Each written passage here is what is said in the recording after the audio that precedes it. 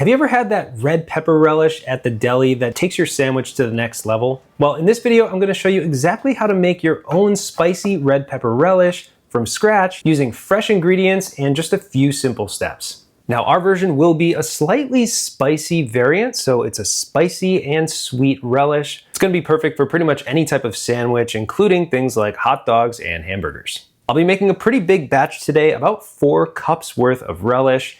So now let's jump into the ingredients, everything you'll need to make this delicious relish yourself. So I'm starting with about 2 pounds of red bell peppers. That's about 5 or 6, depending on the size. These are right up the middle for size, so I have 5, but I do recommend going with red just for the color, but also you'll get a sweeter flavor that will complement the spice really well. I also have about 6 ounces of green jalapenos. That's about 4 medium jalapenos.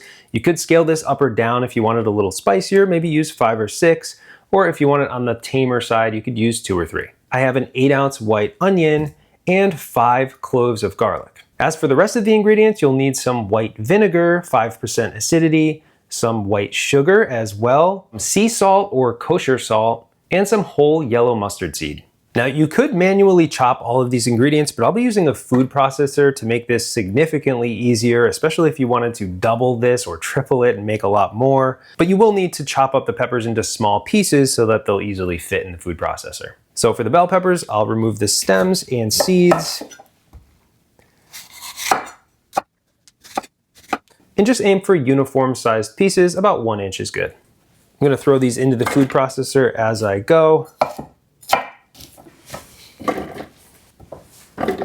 If you have room in your food processor, you can do the same thing with the jalapenos and throw them in with the bell pepper. But for me, I'm running out of room here, so I'm gonna have to process these on their own and then do another batch. So pulse the peppers until they reach a fine consistency, about 1/4 inch pieces. You don't wanna go too far and start turning it into a sauce, just that perfect finely chopped texture. Okay, that looks perfect. I'm gonna put it into a bowl and set it aside while I process the other ingredients the same way. Yeah, this makes it a lot easier. Like I said, you could hand chop, but it's kind of a toss-up. Do you wanna clean a food processor or chop for 45 minutes? It's up to you. So for the jalapenos, you might wanna wear gloves, especially if they're very spicy, but I'm just gonna have them lengthwise, remove the seeds, and cut them into 1 inch pieces once again.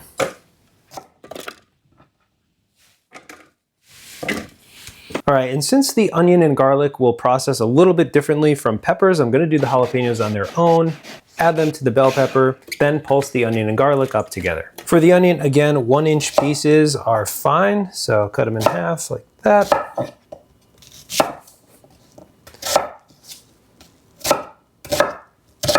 And the garlic, I'm just gonna leave whole since the food processor will take care of it. I am trying to break apart the pieces of onion just so that, once again, they process evenly and we end up with nice, evenly sized bits. Pulse one more time.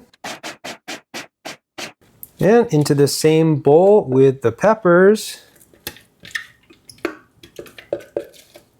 Next, in a large pot, I'm gonna bring the vinegar, salt, mustard seed, and sugar to a boil, stirring occasionally until everything is dissolved. The mustard seed's not gonna dissolve, but once it starts to simmer and everything's dissolved, we can add the pepper, onion, and garlic mixture.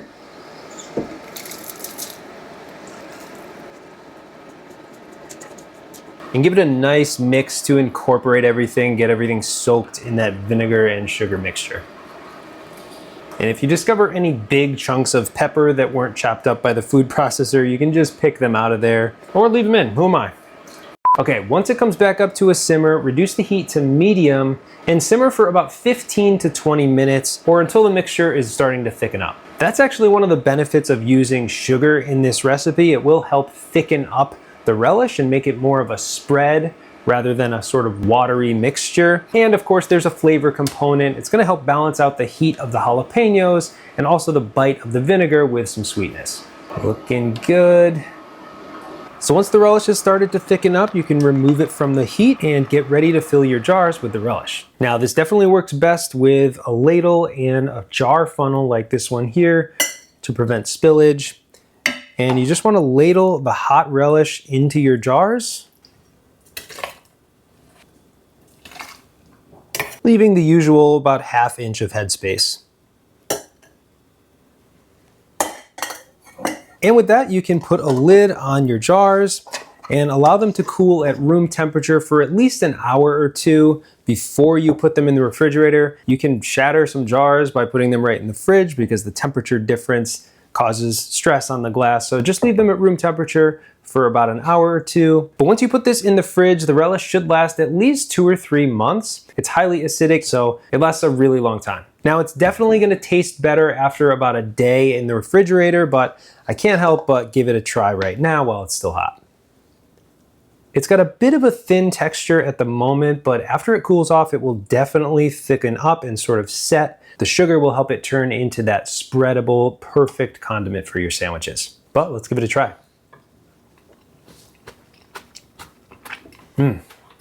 Incredible flavor. It's a little bit crunchy still. It's not totally mushy. A great acidic bite from the vinegar, but it's nicely mellowed by the sugar and just the perfect touch of heat from the jalapenos. This stuff might just be the perfect condiment. You can put it on pretty much anything where you need a little bit of a finishing acidity along with a bit of sweetness and spice. I hope you'll give our sweet and spicy pepper relish a try. It's truly delicious. Let me know in the comments if you do try it, what you thought. Thanks for watching Pepper Geek Eats, and I'll see you next time. We're gonna make a pretty big batch today, and thankfully this recipe is also cannibal, so cannibal, that's